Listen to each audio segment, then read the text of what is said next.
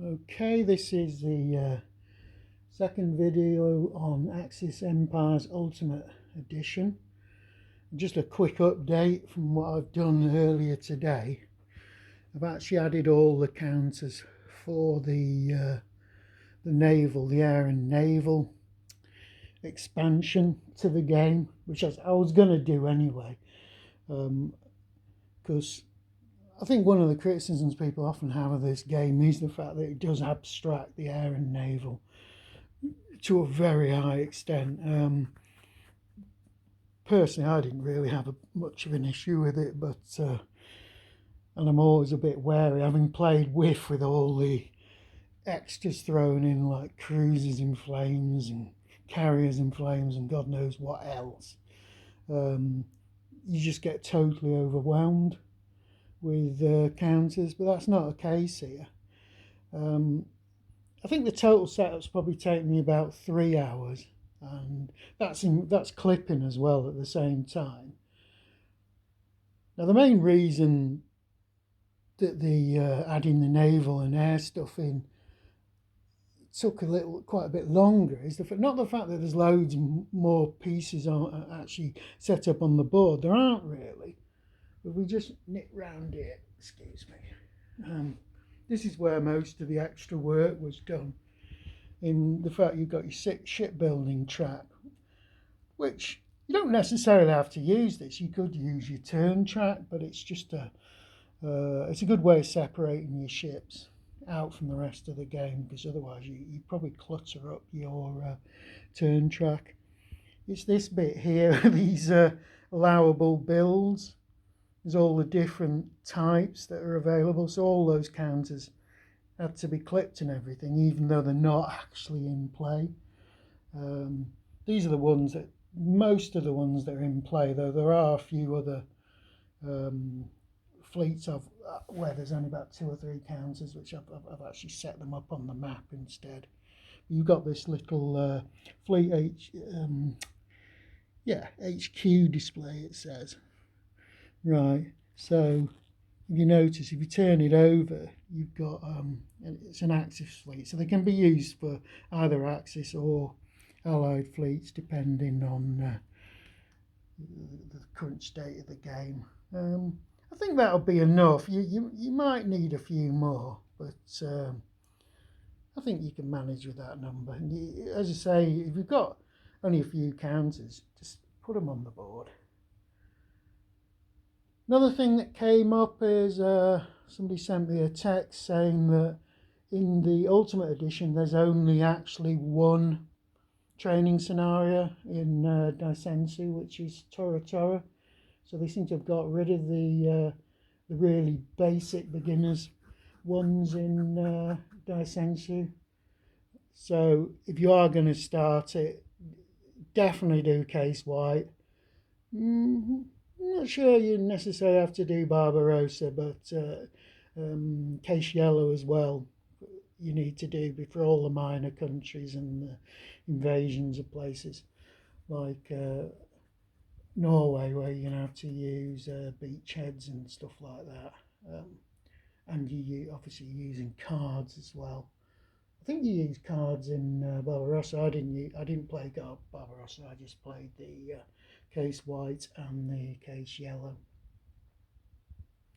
Right, we'll just nip right back here again. I don't think there's a lot more to say really, but this has been a very smooth process.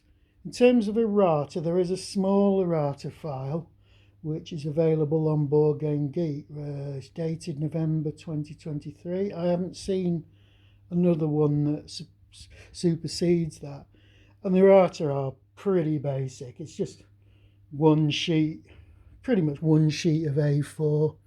There's a couple of things on the map which are really minor. I don't know if I can actually see them. Yeah, I think actually I can't really see them. I don't know where. Yeah, it's in these convoy boxes. Some of the convoy boxes have supposedly got Russia in them, which it shouldn't have. I can't see them, to be quite honest. Oh, there's one there. It says Japan and Russia. down here. There's absolutely no way Russia is going to be putting convoys into there, because Vladivostok is a long, long way away. In terms of the setup, I only found one slight discrepancy, and that was probably my fault, because I was using the instead of using the combined setup for the air and naval, I started setting up with the individual scenarios, which is not a good idea in the end. The main reason for that is there was a ship, an Allied cruiser, that in the Pacific setup, it was on the ship build schedule, but in the actual, no, I'm trying to think. Yeah, it was in the main game, Total Krieg. The cruiser was on the ship build schedule. Yeah, it was also in the PTO theatre as being on the map. Anyway, when I moved over to the combined game, that resolved itself. It's actually supposed to be on the map. So don't worry about that. Just make sure when you're setting up the air and naval game, you use the setup instructions from the combined game. I don't think I can say anything else at the moment. There's obviously things I've got to think about when we're starting off.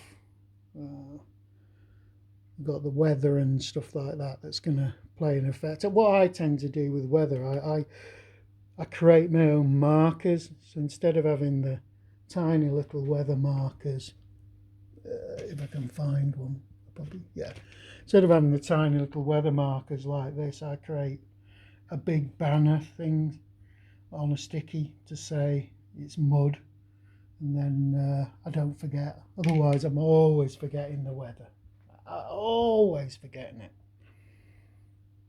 Weather areas on the Pacific map, there's quite a few of them. Right, there's actually 5 on this white one, no weather, 6 I suppose. Whereas on the European map, you've really only got 2 weather things. That's something I've always thought was a bit odd. You've really got snow, mud and storms. Sorry, and there's 2 weather areas, which is north and desert. I've always thought that's a bit daft. I think there should be 3 weather zones in Europe. I think there should be Arctic, Central and Mediterranean, but that's just me. Right, so we're ready to go. As I said, I didn't find I didn't have any trouble finding all the right counters and everything. It's slightly odd that some of the counters for the air naval expansion are on the counter sheet with the Total Krieg stuff, whereas there's separate counter sheets for the rest of them. So that was a bit not confusing. You didn't. I soon sorted it out because you can see the fact that there were Russian ships or planes and things on that sheet. Okay, well that's an update, and hopefully we can get started. Maybe not tomorrow. We're very busy tomorrow, but certainly be able to get started on Thursday.